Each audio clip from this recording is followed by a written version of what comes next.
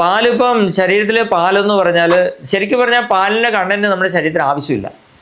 നമ്മൾ ഇത് കഴിക്കുന്നത് അമ്മയുടെ പാല് മക്കൾക്ക്, ആ ഒരു സിസ്റ്റത്തിൽ നമ്മൾ കഴിക്കുമ്പോൾ അമ്മ പാല് കൊടുക്കാതെയാകുമ്പോഴാണ് നമ്മൾ പശുവിനെ ആശ്രയിക്കുന്നത്.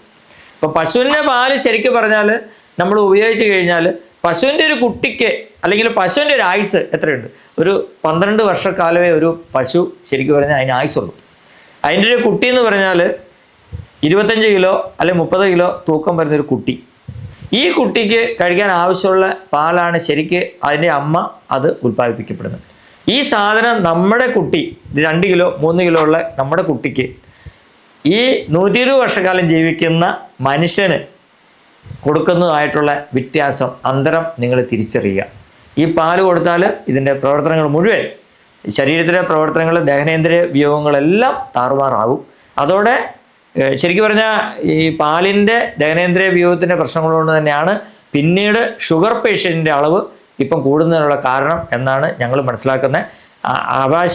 അനാവശ്യമായ ഭക്ഷണങ്ങൾ, അതായത് പാല് ഇന്ന് ശരിക്കും പറഞ്ഞാൽ ഒരു പാല് കിട്ടുന്നില്ല അല്ലേ?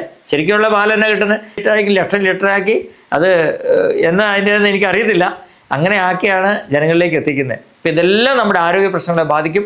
നമ്മുടെ ശരീരത്തിലെ എല്ലാ ഇൻ്റേണൽ ഓർഗൻസിനെയാണ് ബാധിക്കുന്നത്. അപ്പം നമ്മളോർക്കും ഇപ്പം അതുപോലെ തന്നെ നമ്മൾ മരുന്നുകൾ കൊടുത്തു കഴിഞ്ഞാൽ ഇപ്പം ഗുളിക കൊടുത്തു കഴിഞ്ഞാൽ നമ്മൾ കരൾ അതിനെ കവർ ചെയ്യും ശരിക്കും.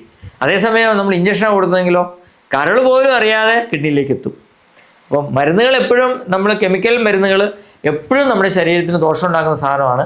അതേപോലെ തന്നെ പാല് നമ്മൾ കൂടുതലായിട്ട് കുടിച്ചു കഴിഞ്ഞാൽ നമ്മുടെ ദഹനേന്ദ്രിയ വ്യൂഹത്തെ ബാധിക്കും. നമ്മൾ ഷുഗർ പോലുള്ള രോഗത്തിലേക്ക് പോകാൻ വളരെ സാധ്യതയാണ്.